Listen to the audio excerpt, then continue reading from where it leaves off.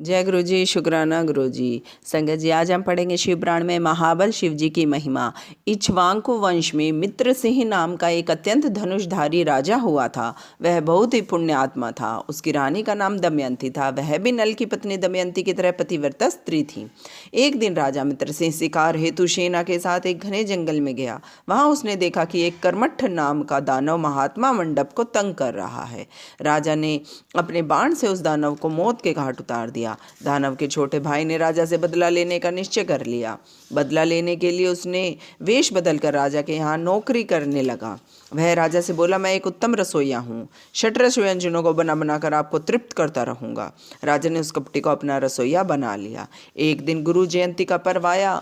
राजा ने गुरु वशिष्ठ को निमंत्रण भेजा। गुरुदेव नियत समय पर राजा के यहाँ पहुँच गए। उस कपटी रसोइये दानव ने यह अच्छा अवसर जानकर साग में मांस मिलाकर बना दिया तथा उस साग को वशिष्ठ जी के आगे परोस दिया। गुरुदेव उस साग को देखकर समझ गए कि इसमें मांस मिला हुआ है, इसलिए क्रोध में भरकर वे राजा से बोले, हे पापी दुष्ट राजा, तूने मुझे मांस युक्त साग परोसा है। मैं तुझे श्राप देता हूँ कि तू दानव बन जा। श्राप देने के बाद मुनि वशिष्ठ सोचने लगे, इसमें राजा को कोई दोष नहीं है, यह तो कपटी रसोइये का अपराध है। इतना सोच विचार कर मुनि प्रसन्न होकर राजा से बोले, हे राजा, तुमने अपने रसोइये की नियुक्ति सोच समझकर नहीं की। यह तो एक दैत्य है, इसका ही यह कार्य है। अब मेरा दिया श्राप तो हट नहीं सकता, परंतु तुम्हें 12 वर्ष तक राक्षस योनि में रहना पड़ेगा।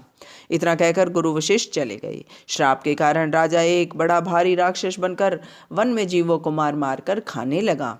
एक दिन वह घूमते हुए एक आश्रम में जा पहुंचा। उसने वहां एक मुनि को देखा। वह मुनि अभी तरुण अवस्था में थे।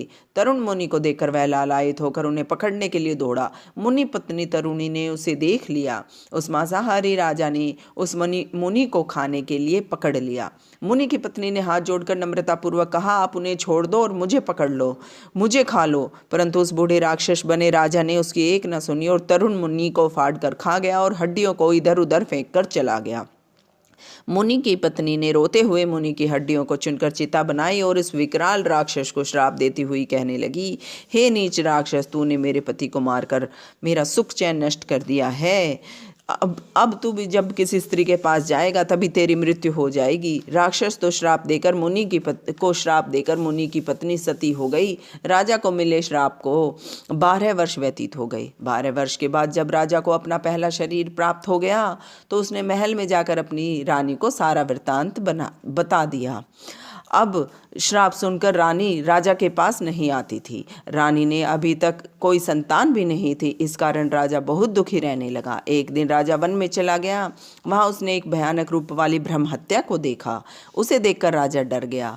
उससे बचने के लिए राजा बहुत से तीर्थों पर गया, व्रत और तप किए। राजा व्याकुल रहने लगा।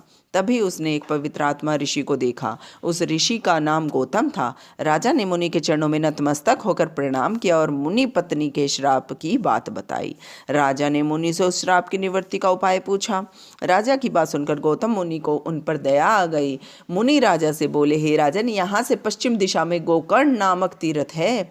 वहाँ पर महाबल नाम का शिव जी का ज्योतिर्लिंग है। उस तीर्थ में स्नान करने और शिव जी की पूजा करने से तुम ब्रह्म हत्या से छूट जाओगे। राजा गौतम ऋषि की बात सुनकर बड़ा प्रसन्न हुआ और गोकर्ण तीर्थ में जाकर उसने स्नान किया तथा शिव जी के ज्योतिर्लिंग की पूजा अर्चना की। इस प्रकार राजा सभी पापों से छूटकर अंत में शिव जी को प्राप्त हुआ। सूत जी बोले, हे ऋषिगण, अब मैं उत्तर दिशा के लिंगों की महिमा का वर्णन करता हूँ। गोकर्ण नाम का एक दूसरा और तीर्थ है। यह तीर्थ बहुत ही पवित्र और रमणीक स्थल है। वहाँ पर एक सुंदर महावन है जिसमें शिव जी का चंद्रभाल नामक ज्योतिर्लिंग स्थापित है। इसे रावण ने स्थापित किया था।